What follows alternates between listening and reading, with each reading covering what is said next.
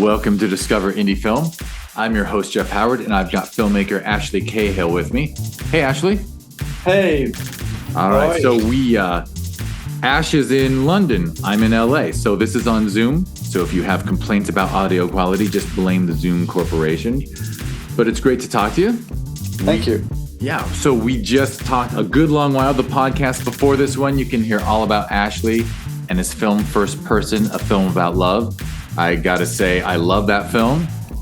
Proud to say it was at Sherman Oaks Film Festival in 2019, where it won Best Feature Film, Best Director of a Feature Film, Best Actress in a Lead Role, and Best Production Design. So I gotta admit, it's even for an indie festival, it's rare we get a 4 award winner. So bravo, golf clap. Thank you. And this podcast is not about Ashley's film at all. And if you want to learn more about that film and his career, listen to the podcast before this one. This one is a 4 questions episode where Ash will answer favorite films of all time, an underrated film, an overrated film, and a lesser known film that people should seek out. And I'll just let you answer. You want to tell me your favorites? Well, no. Why don't we do the other 3 first, and then we'll end on the favorites? I love it. Go for it. All right. Well, let's start with the overrated film. Yes. Now, I'm only allowed to pick one, right? Because I always joke. There's no one has a whistle. There's no black and white shirt. No, striped shirt. Okay. I'll say the runners up, and then I'll think. Now, I'll admit, I knew that we were having this interview like a month ago. I started thinking about this question about 20 minutes before we had the last interview. So I haven't really thought it through. And I know that tomorrow, I'm just going to do this disclaimer for everything. I know tomorrow I'm going to go, fuck, I should have said that movie. That will definitely be the case when it comes to my favorites, or the Little Scene movie. Might not be so much the case with the overrated. It might be the case with the underrated. The overrated, So I'm just going to say this about overrated films in general. I think the obvious ones, which I won't bother with, are things like Titanic, Crash, films that have won awards that everyone now has gone, I think that's pretty overrated, don't you? We were being pretty stupid giving Chicago Best Fucking Picture, right? Okay. Yeah, we were just impressed. We were impressed at the moment. Yeah, or we felt bad, or the person was dying, or whatever the fuck. There's a lot of those, so I'm not going to bother talking about them. I was watching Philadelphia on television yesterday. I thought, Jesus, this is shit. So I could talk about that, but I don't think that's that rated anymore. There's certain films that were rated at the time that people don't rate anymore. I think Forrest Gump's exceedingly overrated, but most of the people I know also think it's very overrated. So again, and even Tom Hanks was talking about how there's this huge backlash against Forrest Gump. So again, I'm not going to talk about that. So I got it down to 2 movies, basically. Well, also Dressed to Kill I hate. And I almost did Dressed to Kill because my underrated film is connected to that. But I'm not going to do Dressed to Kill because, again, I think it's very 50-50. Some people love it, the Pauline Kaels and stuff, but a lot of people hate it. So I'm not going to do that. So I have it down to 2. I have Amarcord, the Fellini movie, I think is exceedingly overrated. And it got a Best Director nomination, famously taking it away from Steven Spielberg for Jaws, which I think is just outrageous. But the movie I'm actually going to do is Eyes Wide Shut. I think Eyes Wide Shut is my pick for overrated piece of shit film that if it wasn't directed by a man called Stanley Kubrick, no one would care about it today. It is the stupidest movie. It is, it's the sets, the fake New York. And I don't subscribe to this Martin Scorsese. Oh, it's meant to feel like a dream and it's not meant to look like New York. I think it's lazy filmmaking that he built these fucking sets. And whereas it worked on Full Metal Jacket to a degree, or it definitely works, to a degree, and it definitely worked. And I actually think the cityscapes in Full Metal Jacket work better because, that whole Bexton powerhouse that they, or whatever it was called, that they broke into after the offensive scenes. I think that works really well. I think the whole training scenes, which people prefer in that half of the movie, does not look like Georgia or South Carolina, wherever the boot camp for the Marines actually is. Doesn't look like that at all. It looks like England to me, just because they're running on the other side of the road and they've replaced the signs. The weather is clearly England. The hedges and the hills. It's clearly Kent. So that, but I'm willing to go along with that. But Eyes Wide Shut, because the movie's okay. But Eyes Wide Shut, I just think is so stupid and overrated. I think the whole, go back to San Francisco, you gay, that whole scene, is pointless. I think the whole, flashbacks in blue of her, her being like, oh, and I thought about fucking this guy, and then that sends him on a downward spiral. The movie's just bad. I can't talk enough about how bad that film is. How overrated. I agree wholeheartedly. Okay. I like to joke that Kubrick managed to make a boring film about an orgy. I mean, yes. how unsexy and boring it was is almost unforgivable. Yeah, and honestly, the acting in that film, I like to, in my own mind, as someone who loves Strangelove in 2001 and Barry Lyndon and such, I like to think that Kubrick cast Tom Cruise and Nicole Kidman, realized they just weren't going to work. And I think he just decided, right? He tortured them on set a bit, making them do every take 100 times. And I don't know. I feel like he knew it wasn't working. It's possible, but he has a lot of bad actors in his last films, and I like his films, but I don't think Ryan O'Neal necessarily works that well either, and I love Barry Lyndon. But I think it's more, I don't think Tom Cruise is particularly a bad actor, and I think Nicole Kidman is a very good actor. So I'm not sure I fully subscribe to that way of thinking. I've heard that theory before, not that he tortured them, but that it's their fault. Well, not their fault, but I think she's better than him in the film, but I just think they were wrong for it. They were wrong for the movie. The film shouldn't have been set in the modern day. The book's set in whenever it's set, 1910 or whatever. I think it should have been set then. It might have been, slightly more taboo that there's an orgy going on in 1910 Vienna than it ever is in fucking 1997 New York.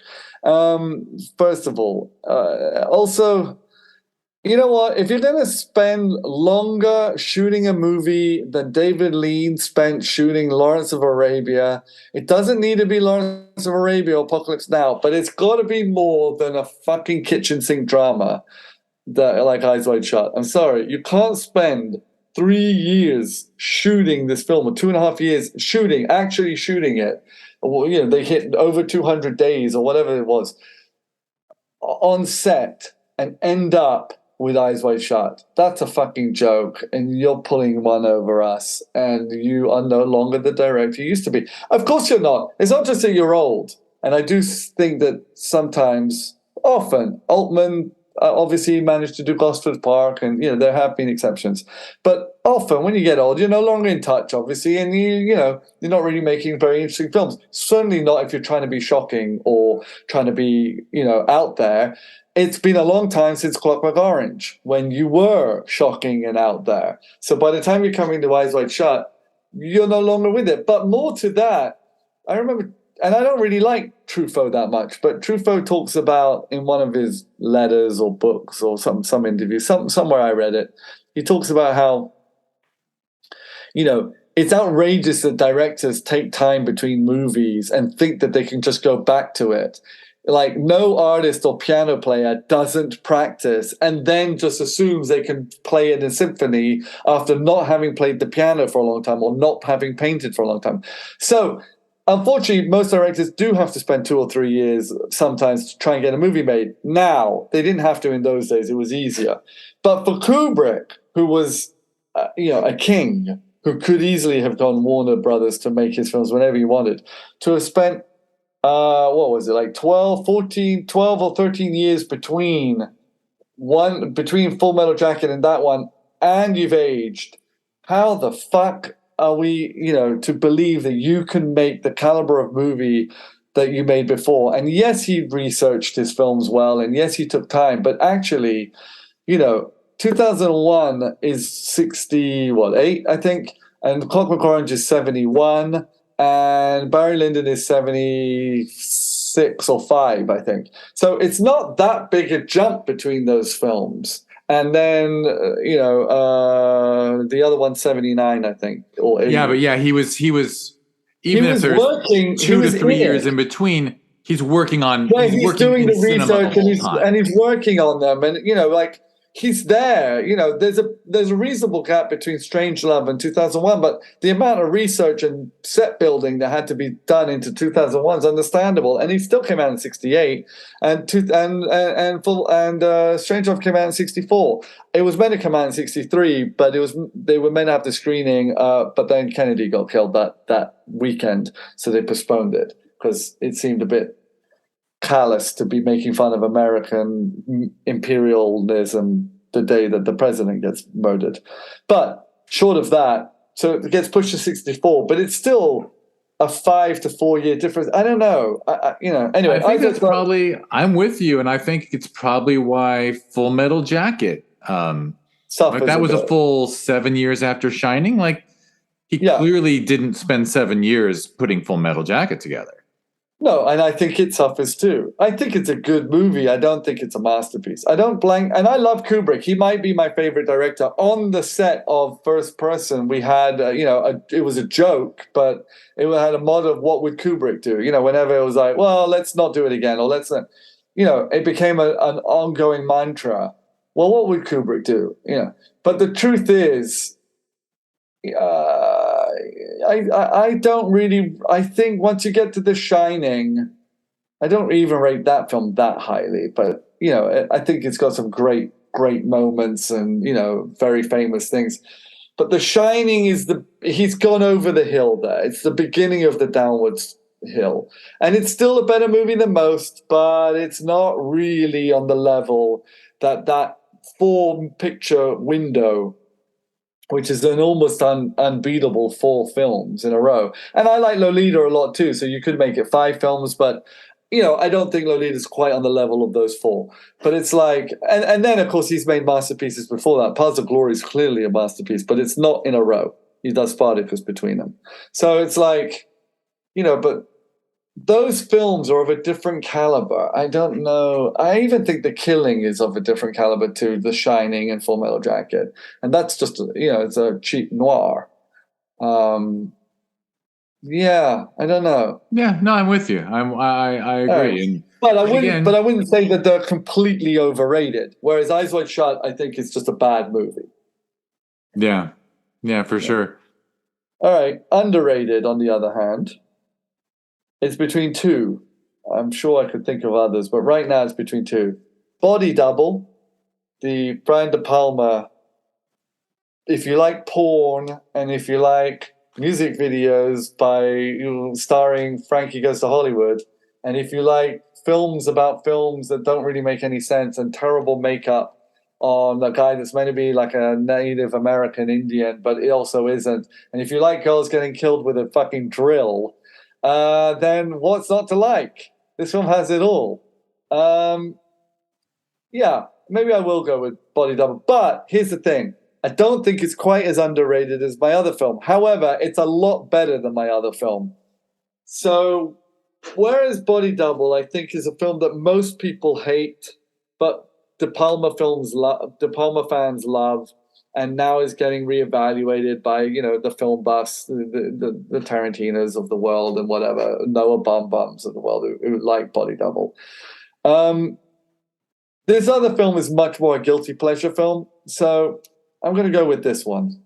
So my final choice is going to be Halloween 3: Season of the Witch, which I think is a very underrated film. I believe, now, I haven't even researched it. It's been a hell of a long time since I've seen it. I think it stars Tom Skerritt. No, it doesn't star Tom Skerritt. That's a lie.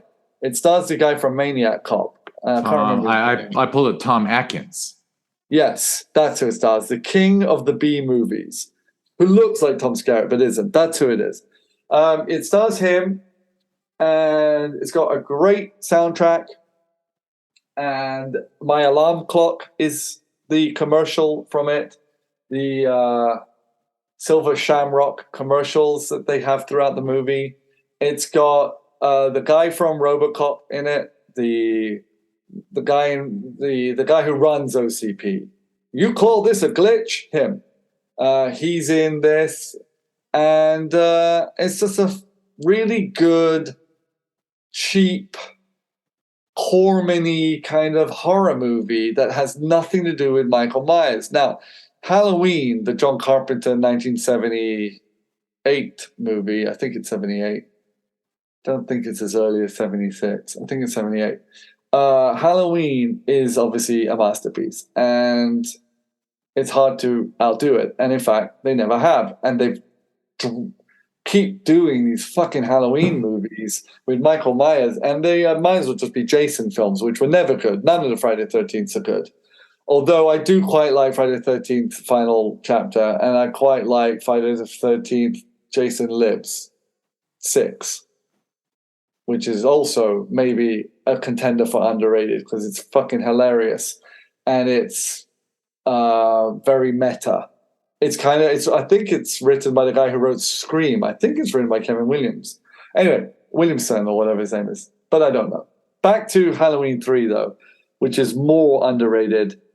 And it's got a great ending, and it's just really dark. And the masks are so great, and it has nothing to do with Michael Myers, which I think is great. And of course, it's a huge flop because it had nothing to do with Michael Myers. People went to see it, and they wanted to see a guy go around killing naked girls. And they don't. What they get is a huge conspiracy movie that takes place in Santa Mesa, I think is the name of the town, off the top of my head, which is a fake town. It's the same town that's in Invasion of the Body Snatchers, and I think it's the same town that's in shit, I can't remember. It's in a few things. It's definitely in Invasion of the Body Snatchers. I think it's called Santa Mesa.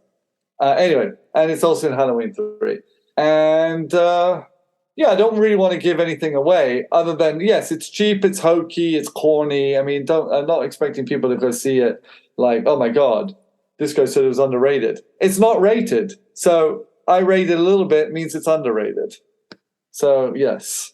Fair enough. And it is a fun move. I enjoy the move you did there of, you named all these, obviously these horror franchises that came out when I was in high school. They all became parodies of themselves.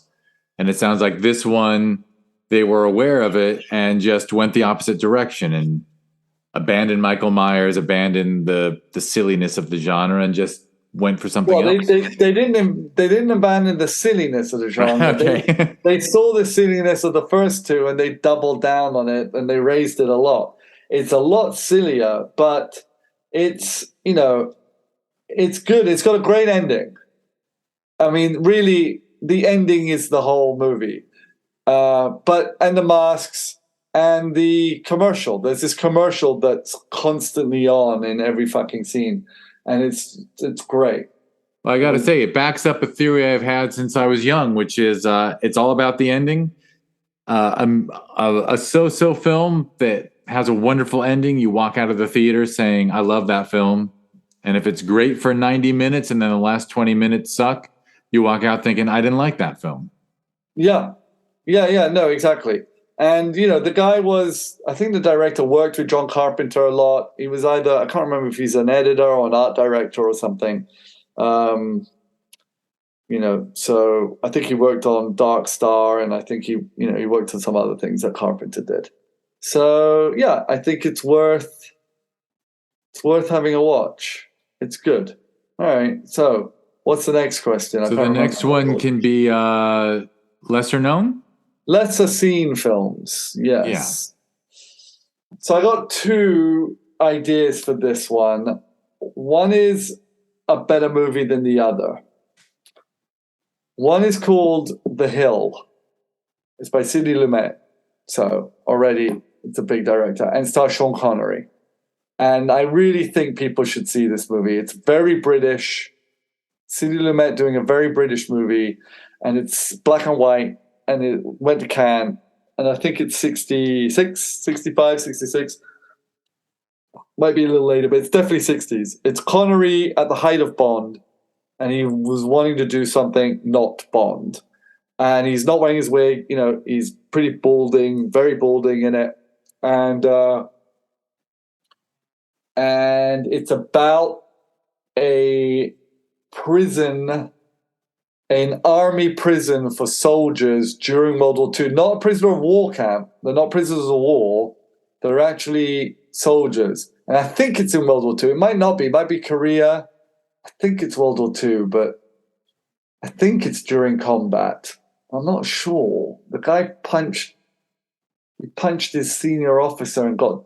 Yeah, it must be... World War II. It's World War II. I just spotted the synopsis. Yeah, North African military prison during World War II. Okay, so it is World War II, but you don't see combat in film because it takes place in this North African prison. And it's Sean Connery, the great Ossie Davis is in it in a very early role. It's Sidney Lumet directed it. And I'll be damned if I can remember the name of the guy, the other guy in it. Let me look it up. What's the name of the other Harry guy? Andrews? I can't remember his name. Anyway, doesn't matter. Actually, I'll just look him up. The Hill movie. All right. And I mean... Oh, yeah, Ian Hendry. That's the name of his. Okay, so Ian Hendry, who was also in films like Get Carter and films like that, and he's in a lot of those kind of 60s, 70s films. Very English. He was, I think he thought he was the next Michael Caine or even Michael Caine, because I think he predates Michael Caine slightly, but he never really became that guy. And he's very good in this. He's always a bit evil and nasty. And he plays a sergeant who's like in charge of drilling them. And he drills one of them to death. And the soldiers want to press charges against him. And it's just a very dark, very kind of brutal movie. And Sean Connery's, kind of leading a mutiny. And it's got a lot of great actors in it, a lot of actors that appear in other things. Harry Andrews is fantastic in it. He's like, an actor that a lot of people would recognize in certain films and stuff. So that's one. And I really think a lot of people should see that. And I'd seen it a lot. Again, has a great ending. Really brutal ending. And then another one that I thought of, which I've only seen once, and I'd never heard of. And I saw it during COVID. I watched a hell of a lot of Westerns and a hell of a lot of movies. And I stumbled upon this film. It may have been on Criterion Channel. It must have been, because I don't know why we would have stumbled on it, me and my friend. And it's called The Last Sunset. And I wrote a little blurb review of it at the time, which I did for Instagram, and so I'll just read it. It said, I'd never even heard of this film until last week. What a great Western. It's not a masterpiece, and it's a little hokey, but there's a hell of a lot packed into this sucker. I mean, it has everything from cattle drives to Indians to gunfighters, a final duel, quicksand, Kirk Douglas singing in Spanish. What more do you want? Truly a surprising discovery. So if that doesn't sell it, I don't know what will. So yeah, I do remember it. It stars Kirk Douglas and Rock Hudson. I don't know who directed it. But I remember being like, man, I gave it an 8 out of 10. I thought this, if you like classic westerns, very classic. It's very within the classic genre. And I know that Rock Hudson and Kirk Douglas, they have to team up and they don't like each other. They're planning to kill each other. But they have to team up for some reason. The reason I cannot remember for the life of me, because again, I saw the film once and it was about a year and a half ago, during a time when I watched about 45 fucking Westerns and 360 other films. So I'm having a little trouble remembering, but I do remember that it stood out. I remember there's a quicksand scene, which I wrote about, which seemed ridiculous in a Western. I don't remember this singing in Spanish. I'm glad I put that in there. And I know that Rock Hudson's in it, and he's kind of interesting. he's good in it, but the film belongs to Kirk Douglas. And there's a girl in it too. But for the life of me, I don't remember who she is. Oh yeah, there you go. That's who it is. Yeah, so those two. Now, if the people listening want my opinion on what the better film is, clearly The Hill is a better film. The Hill is a very good film. It's just it hasn't got the same. For some reason, isn't a very famous film in the United States, probably because it's so English. However, I did see an interview with Woody Allen, and he named it as a lesser seen film that should be seen as well, ironically. And I remember being like, wow, Woody Allen's seen The Hill, but I don't know why I was surprised by that. So, yeah. And now we come to my 3 favorite films, right? That's right. But if you need to go over, I don't mind. Well, I'm not going to go over necessarily, but I will say that there's favorites and then there's favorites that I tell people. And they're not necessarily the same thing. So if I was to be completely honest, and then there's also favorites on films that have influenced me versus films that I actually maybe enjoy more. So I'll just break it down into, if I'm going to be honest, the films that I know very well and have studied and I grew up on because my parents were huge fans, and I think is possibly the greatest films ever made, and I couldn't say are not my favorites, would be, let's say, Godfather 1 and 2, for example. And I count that as one film. I know people go, well, you can't do that, but you can, because when you watch Godfather, spoiler alert, you can't watch Godfather not knowing that Fredo's going to be killed. But he's not killed in Godfather. He's killed in part 2. But when you're watching it, it adds to the pathos of the film and the tragedy of Michael Corleone and so on. So I count that as one giant movie. But what a boring fucking answer. Everyone loves The Godfather. So, I don't want to go. And when I was younger, Lawrence of Arabia meant a lot to me. But I've seen that film so many times, I'm not sure I could sit through it again. There's certain things that it's like now I'm at the stage of what films are within my favorites that I actually would watch. Like, I'm not sure I'm in a hurry to watch The Godfather again. I know that film so well. So I've thought about it in those terms. And then I also, now that I make films and think about films on a professional level, I try and think about movies that also have influenced me as a filmmaker. And I can't really say that Lawrence of Arabia has ever influenced me much as a filmmaker. I don't make those types of films. And even The Godfather, of course, there's moments, and I have copied them. I even copied moments from it in first person.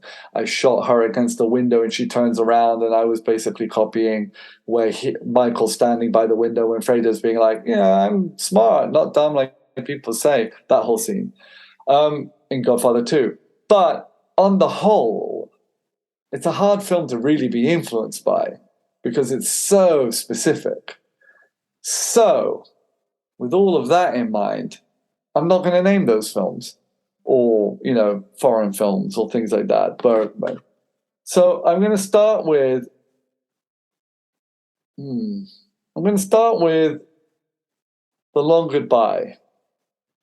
I'm going to put that as one of these aren't my 3 favorites. These are my top 20, but I'm picking 3 films from my top 20. How about that? Sure. Okay. So I'm just going to pick 3 films from my top 20 that might not be The fucking Godfather and Lawrence of Arabia and 8.5. Okay. So The Long Goodbye will be one of my selections because I like Robert Altman, and although I might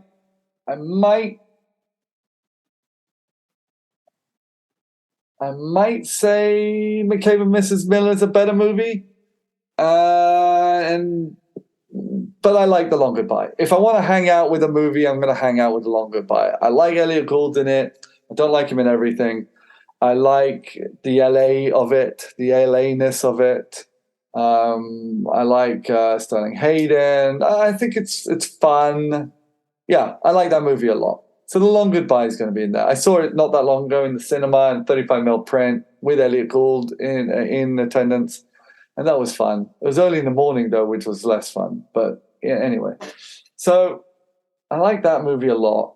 And then I'm going to say The Wild Bunch, because The Wild Bunch is just a fucking fantastic movie all round. And it's really a faultless film, other than maybe mild, maybe not even that mild misogynism. But outside of that, it's just a fucking great movie. And I saw it very recently in 70 millimeter at the American Cinematheque. And I took a friend of mine, a girl, to see it, and we've been seeing quite a lot of films, and we actually did like a back-to-back of westerns. I might have westerned her out, actually. We did The Good, the Bad, and the Ugly one week, and then The Wild Bunch the next week, and then the New Beverly was showing Unforgiven the next week, so we did all three. And I think by the time she got to Unforgiven, she might have been westerned out. But she loved The Wild Bunch, and I was very nervous that she wouldn't, because it's old, it's dated, it's very male. Women are basically whores in it, or they get shot, or they get called bitch, or puta. I mean, they really don't get a good time in that film. Neither do animals, by the way. I think animals get a really nasty time in that film too. But it's such a good movie, and it's a deep film. It's meaningful, and there's just so much going on in it. Men past their time, and what does giving a word mean? And the William Holden character, it was a fucking hypocrite. He's always talking about giving your word and you stick by your man, but we know that he abandoned Ryan. Robert Ryan, and we know that that they're thinking of abandoning Angel, and it's only at the very end that they decide not to. And the guy who plays Mapache, and it's a very famous. Not many people know this. He's actually a very famous Mexican director, and I think he won the Palme d'Or, or he certainly went to Cannes. He's like a big artistic like Mexican director. Before the Mexican New Wave, obviously, that now every Mexican director is famous and gets work in America. But this was in the 60s and 50s. And I'm sure, for sure, Sam Peckinpah must have known this. I always want to know what they talked about and stuff. But anyway, it's interesting when directors use directors in films. Is quite interesting, So that's one of my favorite films. That really is that might actually be a top 3 film of mine, like a genuine top 3 film of mine. I think it's anyway. So we saw it in 70 mil, and we were quite close to the front. And at first I was like, oh shit, we might be too close. I like being close, but not necessarily in a Peckinpah film with that much editing and that much camera movement. But we got into it. It worked. So that's my other choice. And then my final choice, speaking of directors using directors, it's a close one. I'm not sure which of these two I'm going to pick. I got Rosemary's Baby, which obviously stars John Cassavetes. That's my director using a director thing, but of course it stars Mia Farrow. Okay, and that movie I think is flawless, and I think it's Roman Polanski's best film. I know everyone says Chinatown is. I think they're wrong.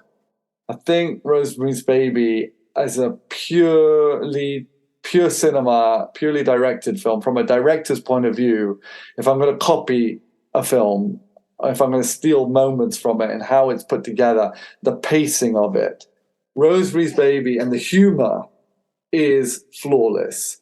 The benevolence of evil of Rosemary's Baby. I mean, how kind and nice the neighbors are while they're using your body as a vessel for hell. It also, it ties in so beautifully with Get Out, the modern horror masterpiece, which are both about having your bodies used as a vessel against your will. They're also both about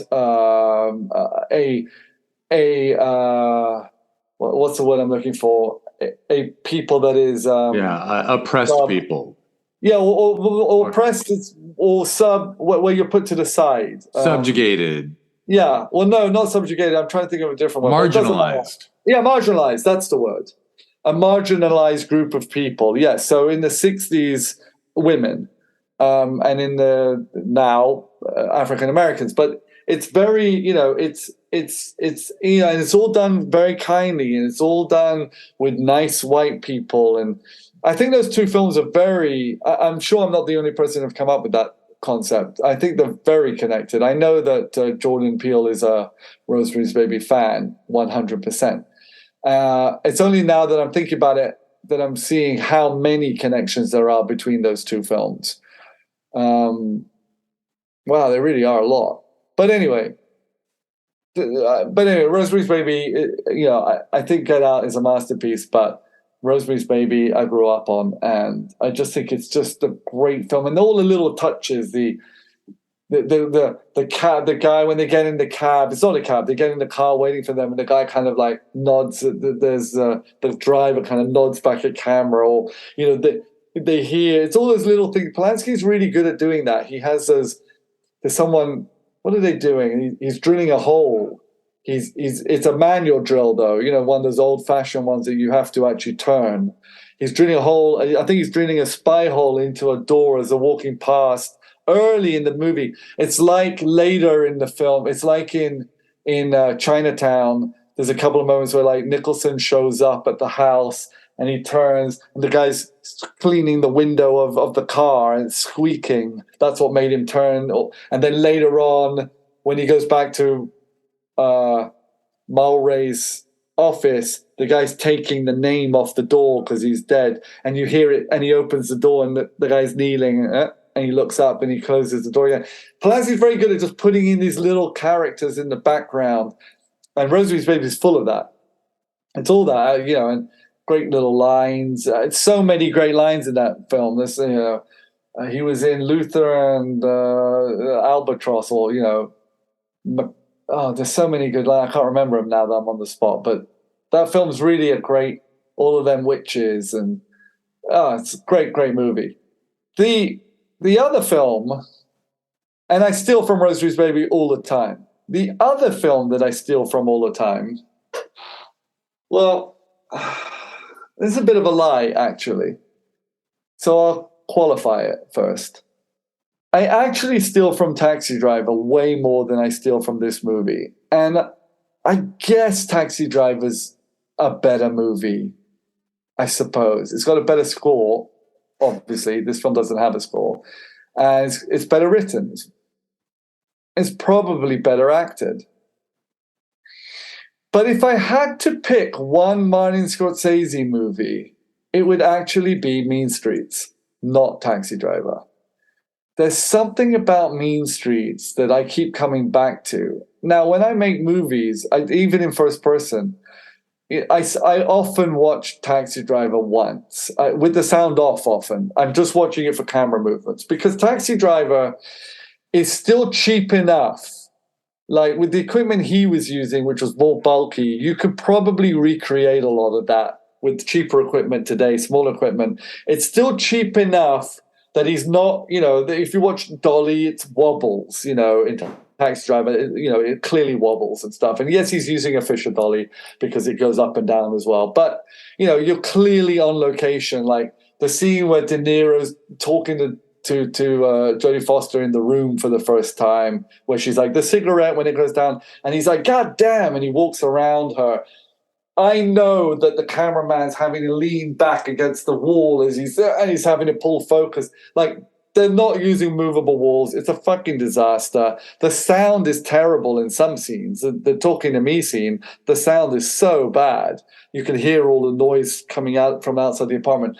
So, but that said, it's still a much bigger budget than Mean Streets, which is really low budget and really indie. And it's personal, and it's a hangout movie like I Vitelloni or something. It's clearly copying that movie.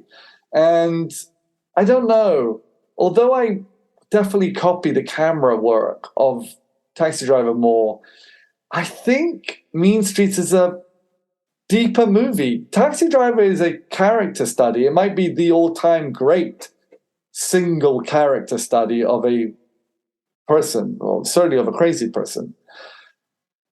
Mean Streets isn't a character study. It's a study of a people, really.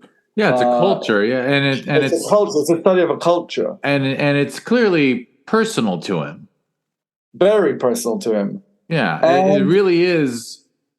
Yeah, it is an important film. Yeah, and In it's a a lot of deep. ways, I I'm think with it's a you. It is. deeper film. It is. In a lot of ways, it is his greatest because he's not being grandiose at all. He's really telling the story And of yet, his all community. his flair is visible in Mean Streets. Yeah. He has the slow motion.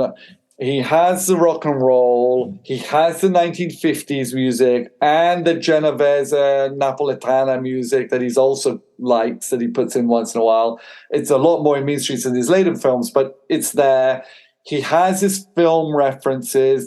There's a Point Blank poster, and they go and see like a Roger Corman movie or something. There's hey, $5, let's go to the movies. It's all in there. He has the humor. He's got De Niro and Harvey Keitel.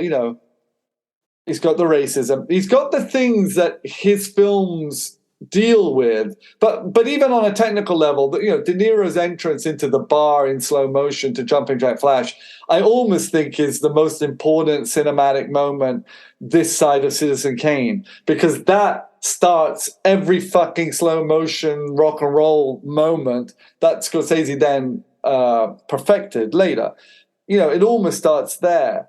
But it's also got a roughness to it. Like, the voiceover isn't Harvey Keitel. It's Martin Scorsese talking for Harvey Keitel. But sometimes it is Harvey Keitel. It's like they got Harvey Keitel to do some voiceover, and then Scorsese decided to add more voiceover and couldn't be bothered to bring in Harvey Keitel, which I find fascinating.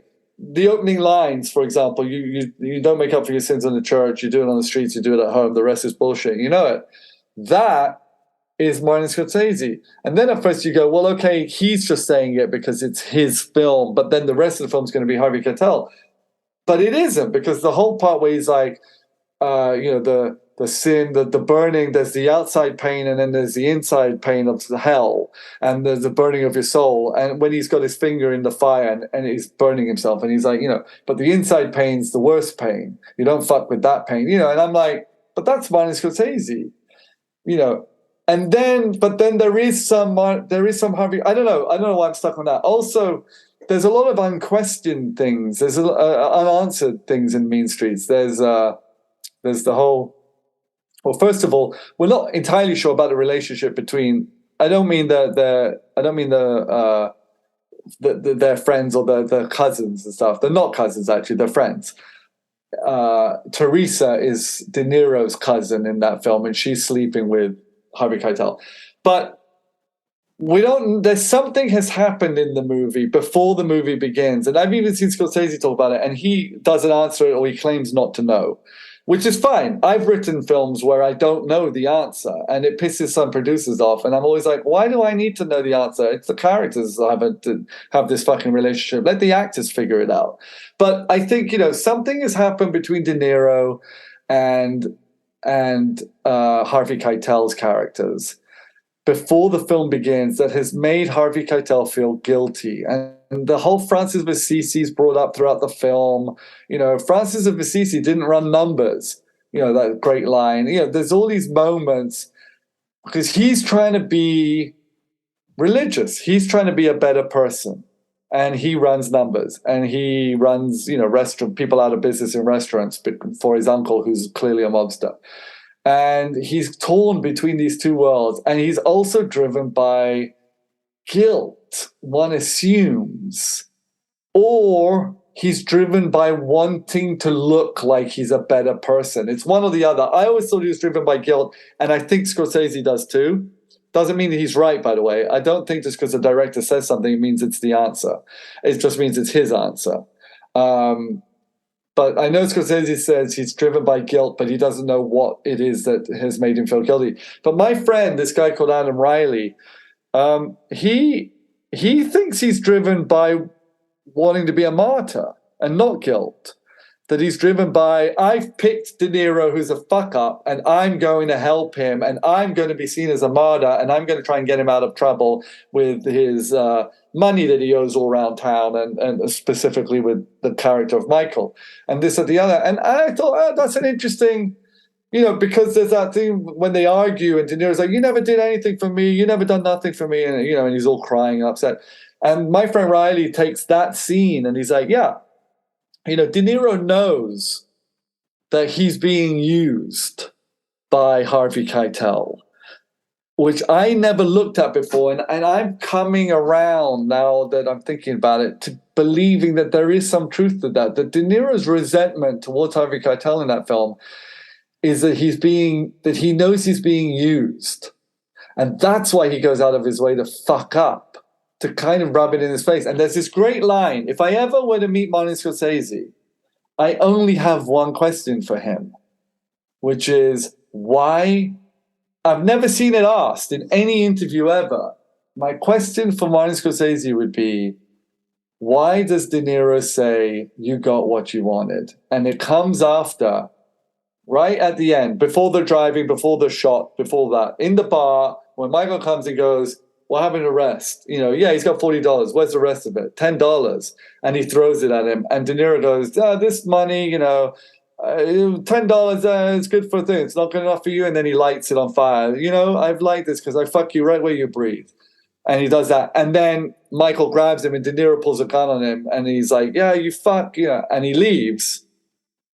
And then Harvey Keitel grabs the gun from De Niro and it's not even loaded. He's like, you fucking idiot. Were you going to use that?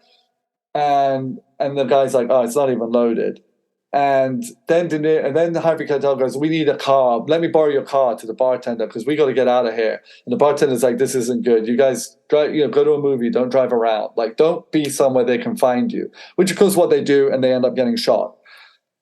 Right there's this pause before they cut out of the scene, and De Niro's standing there, they're all annoyed, and De Niro goes, kind of shrugs and goes, you got what you wanted.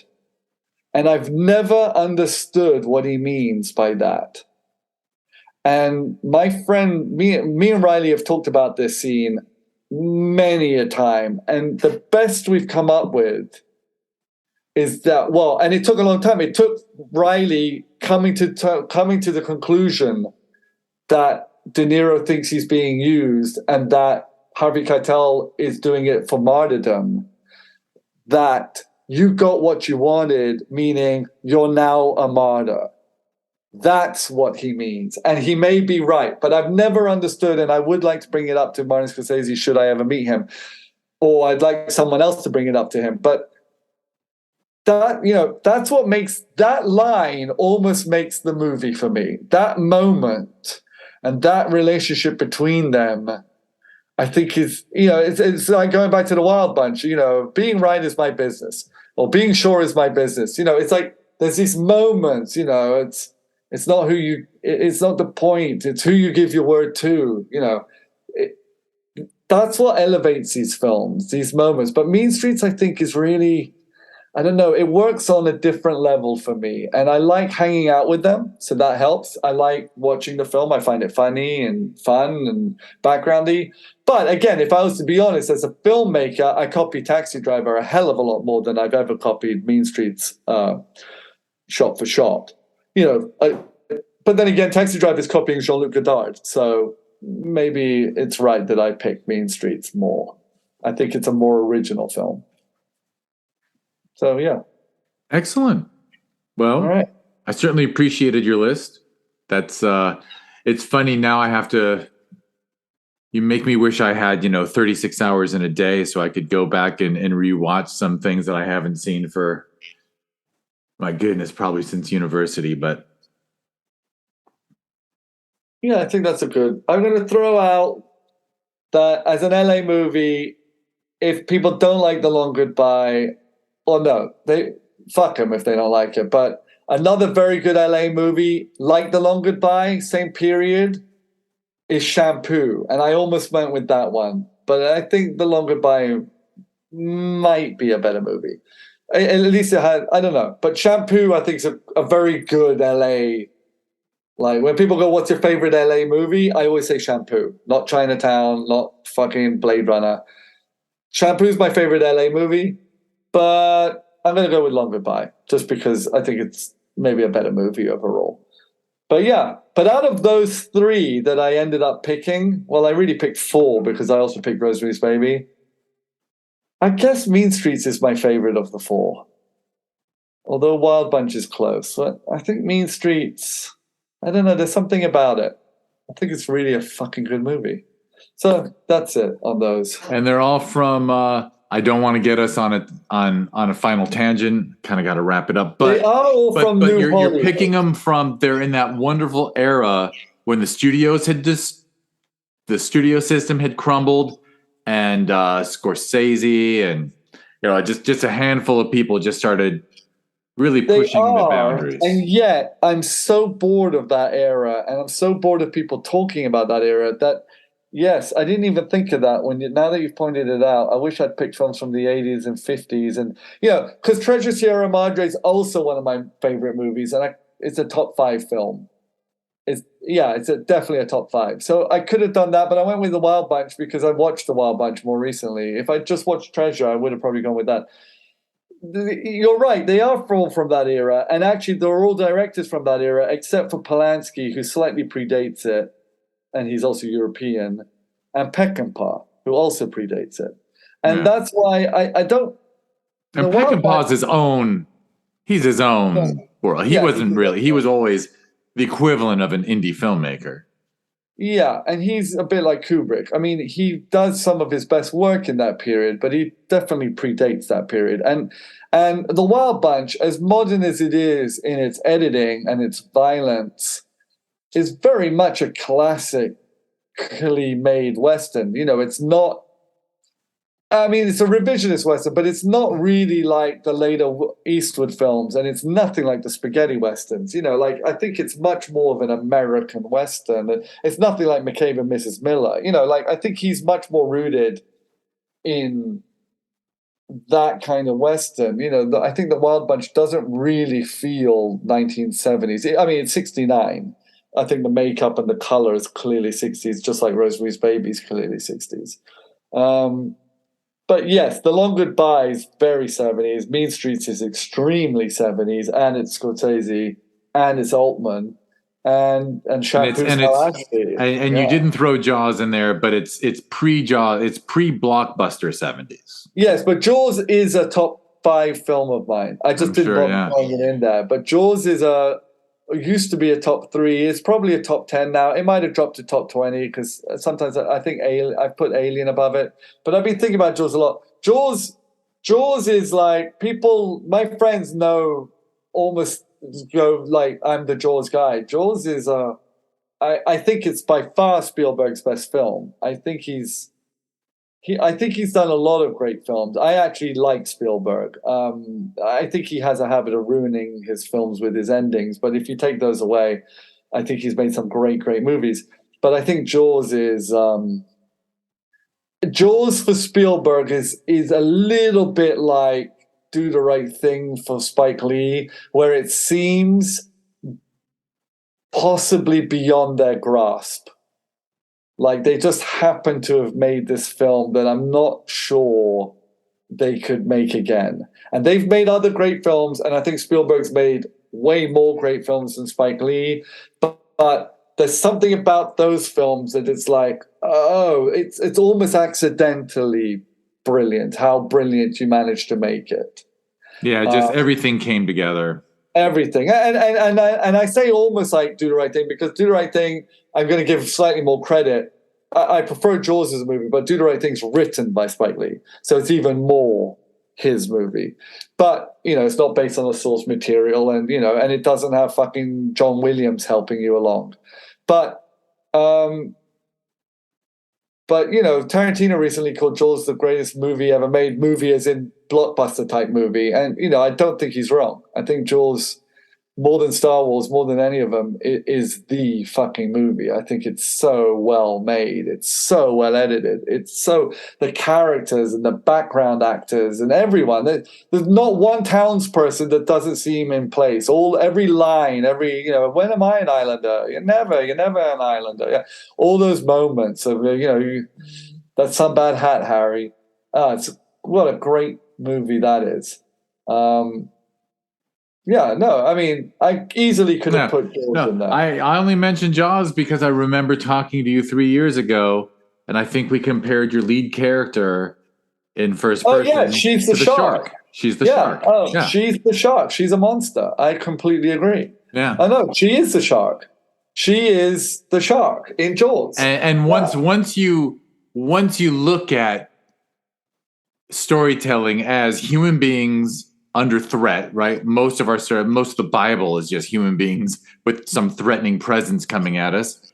Yeah, I mean, a big part of being human is being aware of danger. Yeah, and purely unknown. All it lives to do is eat us. Yeah, and how do you deal with it? Is man versus shark. Yeah. No, yeah. I mean, the shark is because the ocean's dark. Blah blah blah. Yeah, you could. It'd be a whole another hour, or we can talk about all its meanings and yes, and of course, yeah. Why the shark is the perfect predator analogy, because snakes and alligators, fine, they're all scary, but the shark is can bite you in half, and that's kind of special. Well, and you don't see him. Yeah. You don't see it, but really, the shark is a John Williams score. That's what the shark is. Okay. Like that's right, because it's an invisible presence. It's just the music, right? Yeah. If you didn't have that music, I think that the two John Williams films that, and I think I guess it's more the case with Jaws, although I prefer it as a film. But I'll give Star Wars I'll give it its due on production design and on special effects and on myth making. But if you remove his score from those two films, I can't think of any other movies that rely on score as heavily as those two. And there's many films rely on score very heavily, and even other John Williams films, Superman, there's plenty. But I was watching the new Top Gun, which I really enjoyed in the cinema. I thought once it got going, I was in it. Great, I love it. But during all the dogfights, all I could think was how much better these dogfights would be if they had the Star Wars score over them that plays during those dogfights, especially in the first one. Dun dun dun dun dun dun dun dun dun dun dun dun dun, all that part, in the dogfights in the first one. And I just was watching this and just going, wow, you take the John Williams score and the sound effects, all that stuff, away from Star Wars. Yeah, you're left with some very interesting effects and an interestingly made movie. You don't have Star Wars. And Jaws, I think even more so, because he's just filming. He's not even filming it. He's filming barrels and he's filming swimming legs. You take away that driving score of the shark arriving, and you lose 50% of the film. I mean, I really think it's as much as that. I think John Williams, wow, what a fucking score. And he won an Oscar for both of them, and rightly so. Absolutely. All right, well, hey, we'll finish it there. We'll finish it there. For those who wanna see Ashley's work, I'm gonna, in the show notes for this podcast, there will be links to his Instagram and website, so info will be there. Thank you, Ashley, for the list. That's thank you. I can tell you love to hang out with your friends and talk about cinema, and go see, when you're here in LA, you take advantage of American Cinematheque and all the opportunities to watch classic films the way they were meant to be seen. Yes. Which is excellent. All right, well, I'm gonna get us out of here because sadly I have run out of time myself. So let me just say thank you, Ashley Cahill, for taking the time to do this, and everyone for listening. Thank you so much. If you want to learn more about this podcast or the TV series that was born out of it, just go to discoverindiefilm.com. It's at DIF Wins. Yeah, I forgot to say the first podcast because I always forget this, but you should be a nice person and like and subscribe, give things 5 stars. Hell, you should go on to IMDb and give all Ashley's films a 9 out of 10. Just do it. Make up for the trolls. Yes. And, as Lord knows, nothing makes me angrier than seeing quality films get dragged down by people who are never meant to see them. But anyway. Right. And I met Ashley through the Sherman Oaks Film Festival, where his film First Person, A Film About Love, won 4 awards, which I won't rattle off. I think I did it in the beginning. If you want to learn more about that festival, go to ShermanOaksFF.com, and it's at Sherman Oaks FF on social media. Sherman Oaks Film Festival has a sister festival every June. That's Film Invasion Los Angeles. Just go to FilmInvasionLA.com, and it's at Film Invasion LA on social media. And thanks again, Ash. Thank you.